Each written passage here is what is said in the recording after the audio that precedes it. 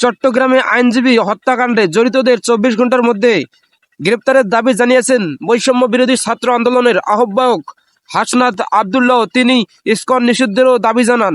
হাসনাত আবদুল্লাহ বলেছেন, আমাদের দেশে সব ধর্মের সহাবস্থান থাকবে, আমরা সবার অধিকার রক্ষায় কাজ করব, কিন্তু ধর্মের দোহাই দিয়ে উগ্রবাদী সংগঠন পরিচালনা করলে বাংলাদেশে এক হাত জায়গাও দেওয়া হবে না। আমার ভাই সাইফুলকে নৃশংসভাবে হত্যা করা হয়েছে, এই ইসকনকে সন্ত্রাসী গোষ্ঠী হিসাবে নিষিদ্ধ করা হবে। আজ বুধবার চট্টগ্রাম নগরের টাইগার পাস মোড়ে আইনজীবী সাইফুল ইসলামের হত্যার প্রতিবাদে এক বিক্ষোভ সমাবেশ অংশ নিয়ে একথা বলেন হাসনাত আবদুল্লাহ। এ সময় তিনি ওই ইসকন জঙ্গি যারা স্বৈরাচারের সঙ্গী বলে স্লোগান দেন।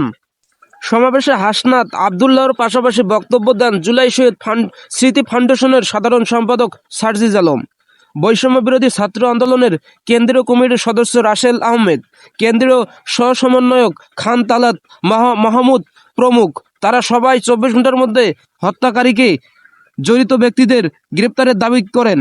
আরও অন্য বক্তারা বলেন, সনাতনী ভাইরা এখনও সোচ্চার, কিন্তু ইসকনের সন্ত্রাসীরা তাদের বিভ্রান্ত করছে। এই সন্ত্রাসী ও জঙ্গি সংগঠনকে নিষিদ্ধ করতে হবে। হত্যায় জড়িত ব্যক্তিদের দ্রুত গ্রেপ্তার করে তাদের বিচার করতে হবে, তা না হলে ছাত্র জনতা রাজপথ ছাড়বে না।